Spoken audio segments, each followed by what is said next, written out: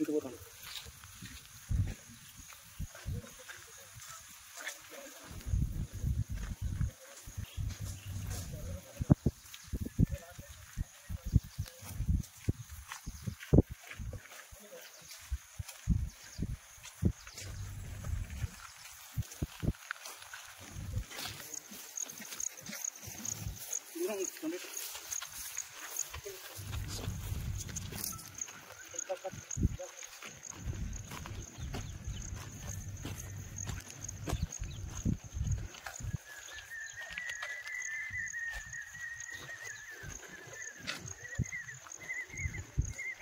గమనించండి, సార్ వాళ్ళ మూమెంట్ అవుతుంది, ప్రాక్టికల్ మూమెంట్ అనేది జరుగుతుంది.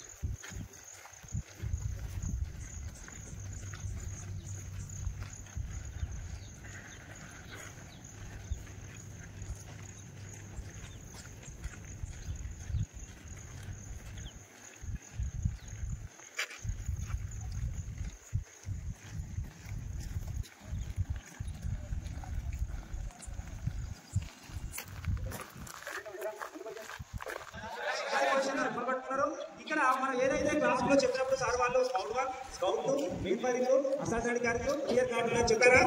సో ఆ విధంగా మనం ఇంప్లిమెంట్ చేసుకొని ఎవరైతే స్కౌట్ ఆటోమేటిక్ గా తీసుకున్నాడు ఓకేనా, మెయిన్ ఫైరింగ్ మొత్తం చేస్తున్నారు. అదేవిధంగా మెన్ టు మ్యాన్ 5 నుంచి 10 గ్యాప్ పెట్టుకుని వాళ్ళు మూవ్మెంట్ చేస్తా ఉన్నారు.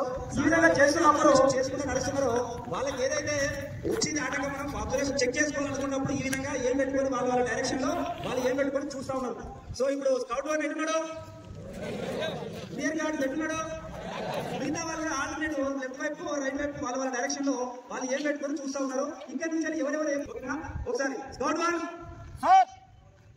Scout 2, leader, main firing group, 2 IC, assault carry group, rear 1, rear 2.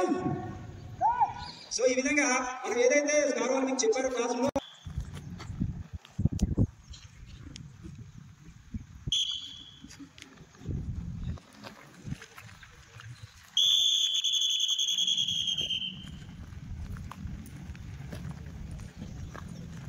ఏదైనా కలవడం నిబంధన వచ్చినప్పుడు దాని చేయాలనుకున్నాం.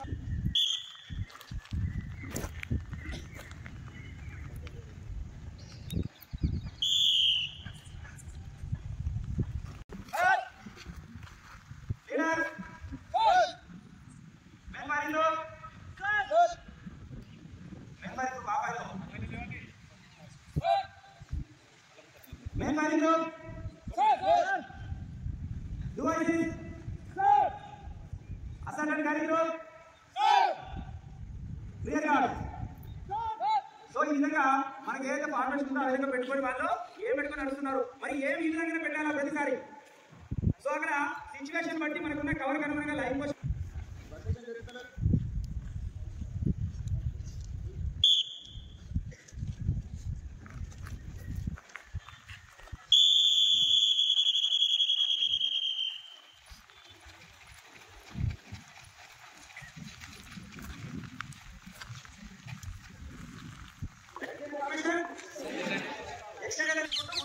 జరుగుతుంది. ఓకేనా? సో ఈ విధంగా నడుస్తున్నప్పుడు మనకు అడ్వాంటేజ్ ఏంటంటే ప్రతిదాన్ని పరిశీలించుకుంటూ వెళ్ళాలి. డిసడ్వాంటేజ్ ఉంటుంది దీంట్లో.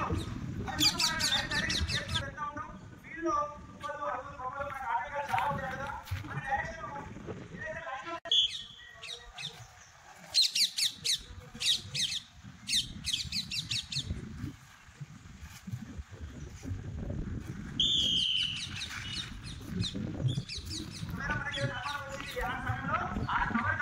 మన పొజిషన్ చేంజ్ చేసుకుని ఏమి కూడా మన ముందుకు వెనక పెట్టడం కాదు, అక్కడ పైన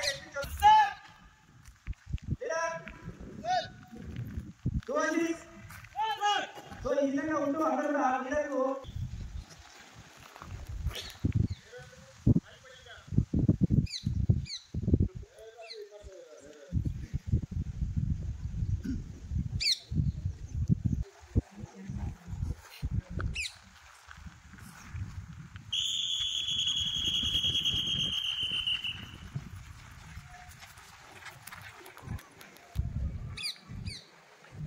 ఫార్మేషన్ వచ్చింది. ఫార్మేషన్ వచ్చింది. ఏ ఏ సిచ్యువేషన్ లో ఈ ఫార్మేషన్ చేస్తాం? ఎవరైతే మొత్తం కూడా ఎక్స్టెండ్ అయిపోయి మనం ఈ విధంగా ముందుకు ప్రయాణం చేస్తాం.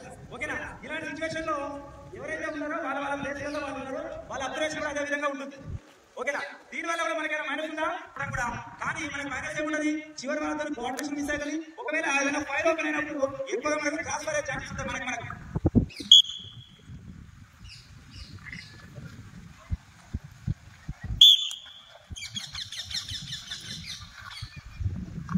సార్ వాళ్ళందరూ కూడా వాళ్ళ ప్లేస్ తగ్గట్టుగా ఫైల్ కోసం తీసుకున్నారు.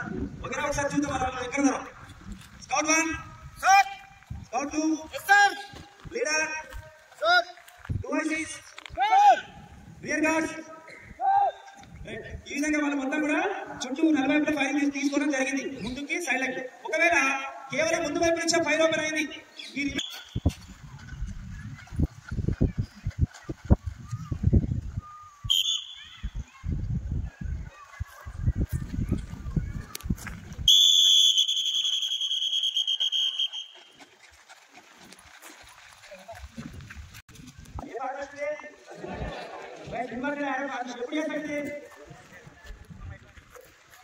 మధ్యలో పెట్టుకొని ముందు వైపు మొత్తం కూడా ఈ ఎక్స్టెండ్ అవుతూ రూట్ క్లియర్ చేసుకుంటూ వెళ్తాం.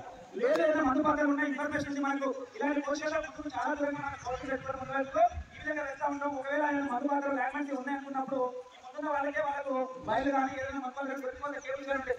లేదంటే సెకండ్ వాళ్ళు థర్డ్ వాళ్ళ వరకు ఎవరికి టచ్ అయ్యే ఛాన్సెస్ ఉంటాయి. అక్కడ మనం వాటిని క్లియర్ చేసుకోవచ్చు. అందరికీ అటాక్ అయ్యే ఛాన్స్ ఉండదు. ముఖ్యంగా బిఆర్టీ మాత్రం మనం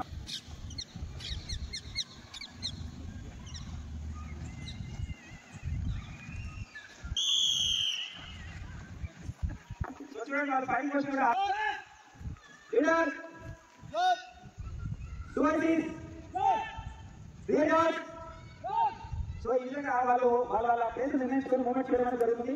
రియర్ గార్డ్స్ తో పని బ్యాక్ సైడ్ నుంచి ఫైర్ అవుతుందంటే వాళ్ళు ఎంగేజ్ చేస్తారు. రిమైనింగ్ అందరూ కూడా అటువైపు పనిచేస్తారు. ఫైర్ వస్తుంది అటువైపు వాళ్ళు వచ్చిన తర్వాత వాళ్ళు సపోర్ట్ తీసుకొని పని చేయడం జరుగుతుంది. ఓకేనా?